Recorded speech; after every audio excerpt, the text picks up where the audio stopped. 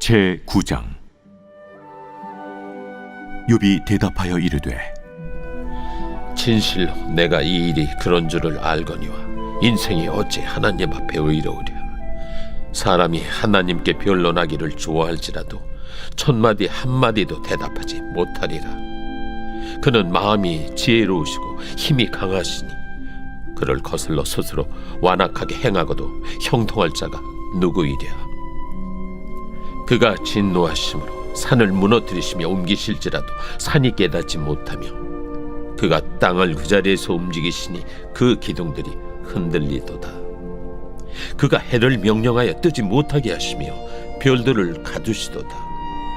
그가 홀로 하늘을 펴시며 바다 물결을 밟으시며 북두성과 삼성과 묘성과 남방의 밀실을 만드셨으며 측량할 수 없는 큰 일을, 셀 수 없는 기이한 일을 행하시느니라. 그가 내 앞으로 지나시나 내가 보지 못하며 그가 내 앞에서 움직이시나 내가 깨닫지 못하느니라. 하나님이 빼앗으시면 누가 막을 수 있으며 무엇을 하시나이까 하고 누가 물을 수 있으랴. 하나님이 진노를 돌이키지 아니하시나니 라합을 돕는 자들이 그 밑에 굴복하겠거든. 하물며 내가 감히 대답하겠으며 그 앞에서 무슨 말을 택하랴. 가령 내가 의로울지라도 대답하지 못하겠고 나를 심판하실 그에게 간구할 뿐이며 가령 내가 그를 부름으로 그가 내게 대답하셨을지라도 내 음성을 들으셨다고는 내가 믿지 아니하리라. 그가 폭풍으로 나를 치시고 까닭없이 내 상처를 깊게 하시며 나를 숨쉬지 못하게 하시며 괴로움을 내게 채우시는구나. 힘으로 말하면 그가 강하시고 심판으로 말하면 누가 그를 소환하겠느냐. 가령 내가 의로울지라도 내 입이 나를 정죄하리니 가령 내가 온전할지라도 나를 정죄하시리라. 나는 온전하다마는 내가 나를 돌아보지 아니하고 내 생명을 천히 여기는구나. 일이 다 같은 것이라. 그러므로 나는 말하기를 하나님이 온전한 자나 악한 자나 멸망시키신다 하나니 갑자기 재난이 닥쳐 죽을지라도 무죄한 자의 절망도 그가 비웃으시리라. 세상이 악인의 손에 넘어갔고 재판관의 얼굴도 가려졌나니 그렇게 되게 한 이가 그가 아니시면 누구냐. 나의 날이 경주자보다 빨리 사라져버리니 복을 볼 수 없구나. 그 지나가는 것이 빠른 배 같고 먹이에 날아내리는 독수리와도 같구나. 가령 내가 말하기를 내 불평을 잊고 얼굴 빛을 고쳐 즐거운 모양을 하자 할지라도 내 모든 고통을 두려워하오니 주께서 나를 죄 없다고 여기지 않으실 줄을 아나이다.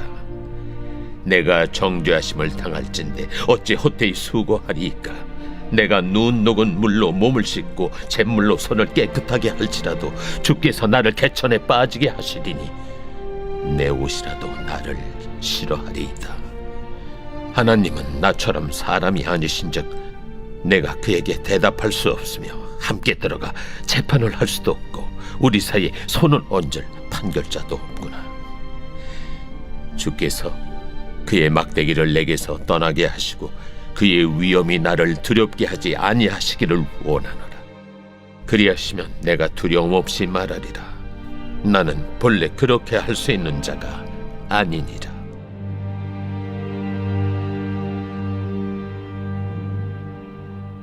오늘 우리에게 주시는 하나님의 말씀은 욥기 9장입니다. 9장과 10장은 빌닷의 말에 대한 욥의 두 번째 대답입니다. 욥의 세 친구들의 공통적인 말은 인과응보의 논리입니다. 처음엔 욥 또한 이러한 보응신학에 대한 생각이 세 친구들과 다르지 않았습니다. 욥 자신도 보응신학으로 지금까지 살아온 것이지요. 그런데 이런 고난을 당하게 되자 이전에 그가 알던 보응신학으로는 자신에게 닥친 이 고난을 설명할 수도 이해할 수도 없었습니다.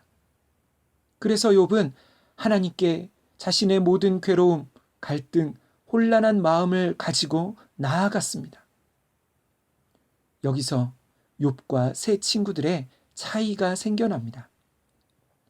세 친구들은 욥기 마지막까지 그들의 생각이 똑같은 아무런 변화가 없지만 욥은 논쟁하고 또 하나님께 고백하며 부르짖는 가운데 그의 생각이 조금씩 바뀌어가며 발전해 가는 것을 보게 됩니다. 지난주 8장에서 빌닷은 엘리바스가 조언했던 수준에서 더 나아가 욥을 책망하며 말했습니다. 심지어 빌닷은 욥의 자식들이 죽은 이유도 그들의 죄 때문이라고 말합니다. 그러니까 더 이상 하나님 앞에서 내 온전함을 주장하지 말고 빨리 회개하라는 것이지요. 하나님께 굴복하라는 것입니다.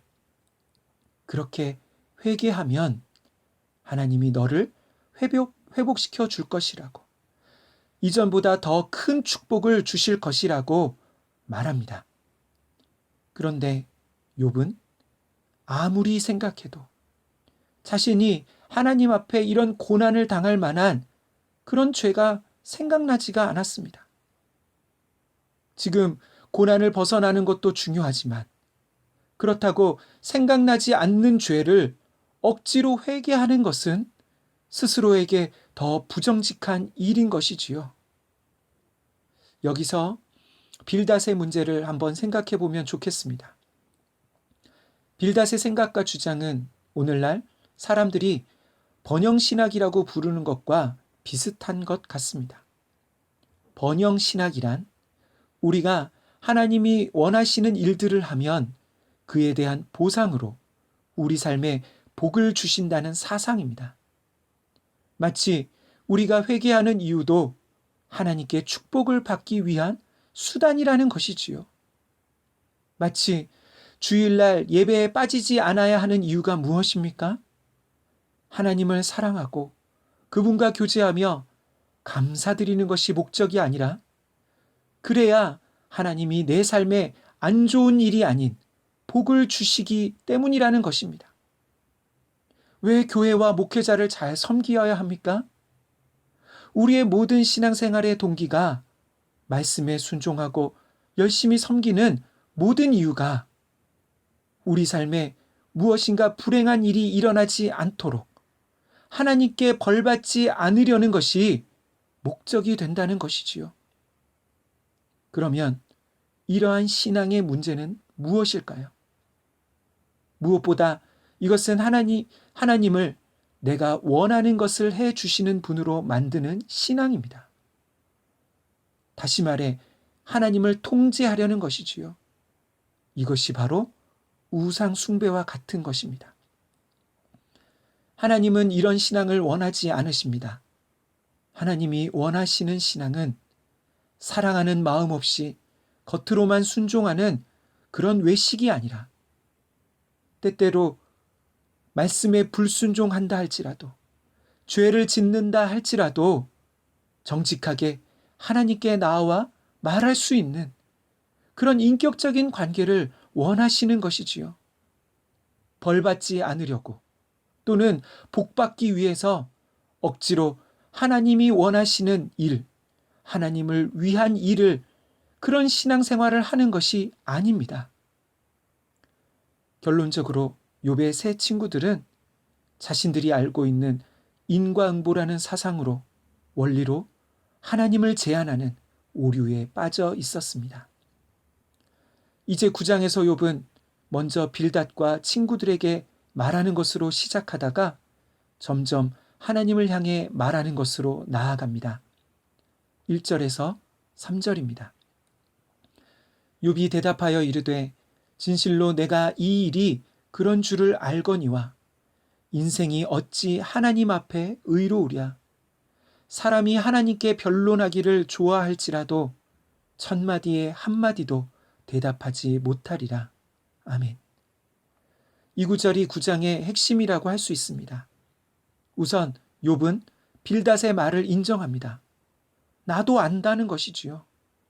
그리고 욥은 인생이 어찌 하나님 앞에 의로우랴고 말합니다. 여기서 욥의 가장 큰 관심은 무엇일까요?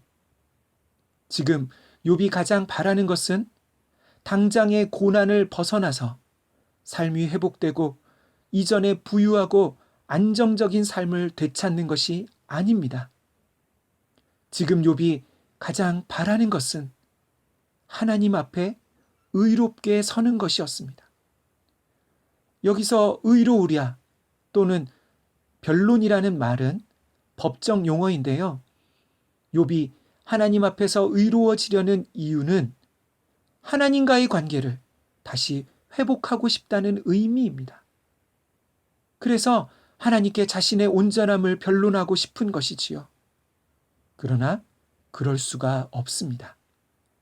왜냐하면 하나님과 욥 사이에, 곧 하나님과 사람 사이에 본질적인 차이가 있기 때문입니다. 이후에 4절부터 10절에서 욥은 하나님의 지혜와 능력에 대한 고백을 합니다. 핵심은 하나님이 땅과 하늘과 온 세상의 창조주라는 것입니다. 그분은 산을 무너뜨리고 옮기실 수도 있는 분입니다. 그분은 하늘을 만드셨고 거기에 별을 두신 분입니다. 10절입니다. 측량할 수 없는 큰 일을, 셀 수 없는 기이한 일을 행하시느니라. 아멘. 욥이 하나님의 창조주 되심을 말하는 이유는 무엇일까요? 그것은 피조물인 사람이 창조주 하나님이 행하시는 일들을 다 헤아릴 수도 없고 이해할 수 없다는 것입니다. 마치 우리가 하나님이 행하시는 일들을 다 설명할 수 있다면, 하나님이 어떤 분인지, 그분이 무슨 생각을 하시는지 우리가 다 알 수 있다면 우리가 하나님인 것이지요. 다시 말해 욥은 자신의 고난은 사람은 이해할 수 없는 일이라는 것입니다. 그래서 새 친구들이 말하는 보응신학으로는 설명할 수 없는 일이라는 것이지요. 15절입니다. 가령 내가 의로울지라도 대답하지 못하겠고 나를 심판하실 그에게 간구할 뿐이며. 아멘. 욥은 전능하신 하나님 앞에서 자신의 무능력함을 고백합니다. 자신이 아무리 의롭다 할지라도 하나님 앞에 나아가 말할 수 있는 기회도 자격도 없다는 것이지요. 그래서 욥이 할 수 있는 일은 하나님의 긍휼과 은혜를 구하는 것밖에 없습니다. 욥의 이 말에는 어느 누구도, 사람은 하나님 앞에서 자신의 의를 주장할 수 없다는, 오직 하나님의 은혜로만 살 수 있다는 생각이 나타나고 있습니다. 마지막으로 32절로 35절입니다. 하나님은 나처럼 사람이 아니신즉 내가 그에게 대답할 수 없으며 함께 들어가 재판을 할 수도 없고 우리 사이에 손을 얹을 판결자도 없구나. 주께서 그의 막대기를 내게서 떠나게 하시고 그의 위엄이 나를 두렵게 하지 아니하시기를 원하노라. 그리하시면 내가 두려움 없이 말하리라. 나는 본래 그렇게 할 수 있는 자가 아니니라. 아멘. 마지막으로 욥은 자신과 하나님 사이에서 자신을 중보해 줄 수 있는 한 중재자, 판결자를 요청합니다. 욥은 지금까지의 고백을 통해서 욥의 갈망, 곧 하나님 앞에 나아가 공정한 재판을 받을 수 있도록 자신을 도와줄 그런 존재가 필요함을 느끼게 되었습니다. 비록 그런 중재자가 있는지, 그런 중보자, 그런 존재가 있는지 알 수도 없지만 욥의 답답한 고난의 현실은 욥이 이런 간구를 하도록 만들었습니다. 사랑하는 성도 여러분, 욥은 그런 분이 있는지도 알지 못했습니다. 그러나 우리는 알고 있습니다. 바로 예수 그리스도이십니다. 예수님은 자격 없는 우리가 전능하신 하나님 앞에 나아가 우리의 모든 고난, 고통, 괴로움을 말하고 그분의 은혜를 구할 수 있도록 우리의 변호자, 대언자가 되시는 분이십니다. 그분은 우리의 고난과 고통을 다 이해하시는 분이십니다. 왜냐하면 그분도 우리가 겪는 모든 고난을 겪어보셨기 때문입니다. 히브리서 4장 15절로 16절입니다. 우리에게 있는 대제사장은 우리의 연약함을 동정하지 못하실 리가 아니요 모든 일에 우리와 똑같이 시험을 받으신 이로되 죄는 없으시니라. 그러므로 우리는 긍휼하심을 받고 때를 따라 돕는 은혜를 얻기 위하여 은혜의 보좌 앞에 담대히 나아갈 것이니라. 아멘. 사랑하는 성도 여러분, 욥기의 메시지는 욥이 고난을 잘 인내해서 이전보다 갑절의 축복을 받았다는 것이 아닙니다. 욥기의 메시지는 이해할 수 없는 고난의 순간에도 어떻게 하나님께 나아갈 수 있는지, 어떻게 하나님을 신뢰할 수 있는지를 가르쳐주는 말씀입니다. 우리에겐 한 중보자 예수 그리스도가 계십니다. 그분을 의지함으로 전능하신 하나님께 더 가까이 나아가는 저와 우리 모두가 되기를 간절히 소망합니다. 아멘.